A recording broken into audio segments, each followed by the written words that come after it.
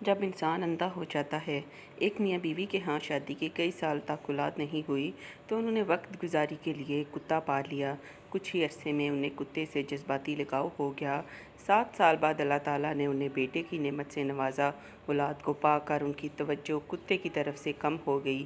ایک دن وہ دونوں بچے کو اپنے کمرے میں چھوڑ کر لان میں ٹہل رہے تھے۔